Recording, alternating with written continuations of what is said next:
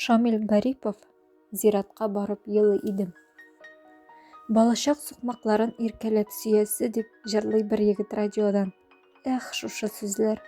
Алар мине йыраҡ туған яғыма, ғазиз ауылыма алып ҡайта.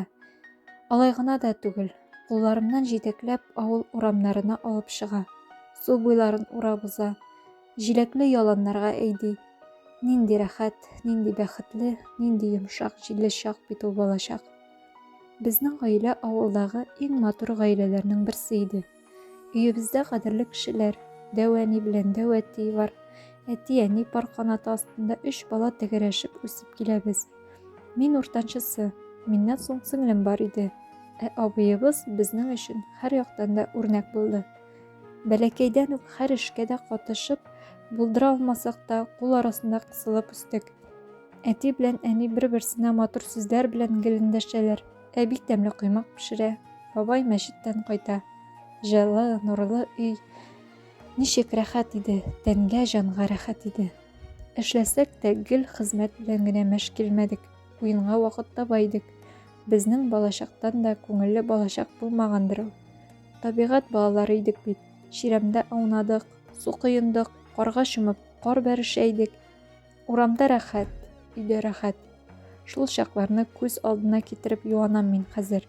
Иркәләнеп йоҡлап ятыуҙар, дәү әнинең уятыуы, тор балам, бағалмам дип өндәшеүҙәре.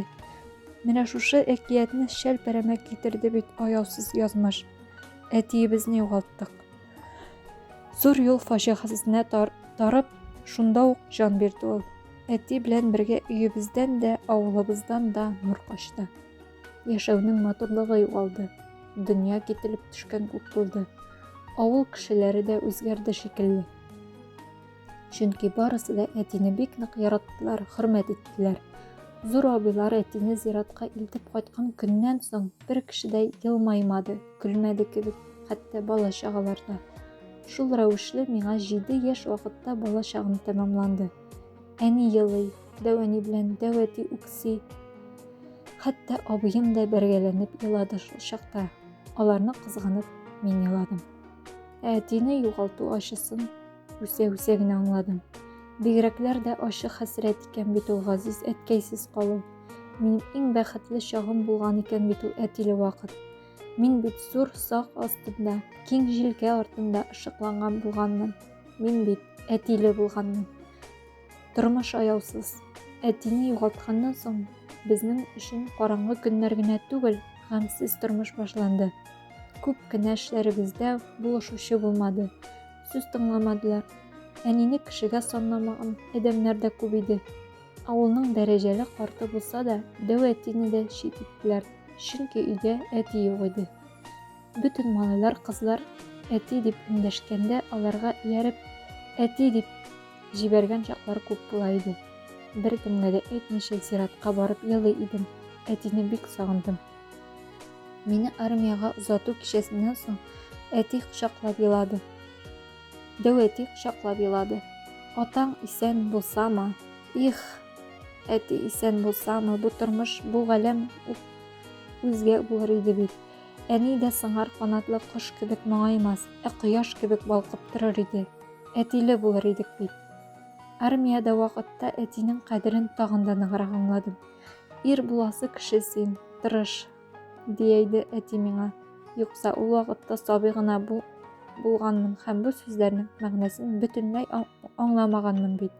Ә ул, мәрхүмкәйем, миңә уларны әйтеп ҡалырға ашыҡҡан, әйтеп өлгөрөйөм дигән. Тормошноң тез астына китереп суҡҡан саҡлары күп булды. Хатынымнан уңмадым. Айырылырға дип йөргән көннәр күп булды. Эх, әти, шулайыраҡ бит әле бер киңәш бирше дип әти белән сөйләшәсе килде. Тик әтием генә юҡ иде. Сәсләр шаларҙы инде, ҡарт бабай булдым мин. Тик ауылыма ҡайтып, әкиәти балашаҡ хәтирәсе булған нигеҙемдең ҡапҡа төбөнә сығып ултырасы иде дә, әти белән бер ярты ғына сәғәт сөйләшәсе иде. Сүз дә дәшмәс идем, күҙҙәренә генә ҡарап ултырыр идем. Ҡулларынан ҡысар идем мин аның. Нигеҙнең ҡәҙере дә шуның ҡәҙәр генә бит. Анда әти йәшәмәде, анда әти ҡартаймады. Әтинең ғүмере дә анда түгел, ситтә, йыраҡ юлда өҙөлдө ләбаса. Әтинең кадере исән чакта белергә кирәк. Ә югалткач бигрәк кыен була икән. Әни фәрештәгә тиң илаһи зат ул. Тик әти белән әнә шул фәрештәне канатлы итүче, илһамландыручы кеше. Әти бит ул. Бик якын, бик бәгырь бит ул әти.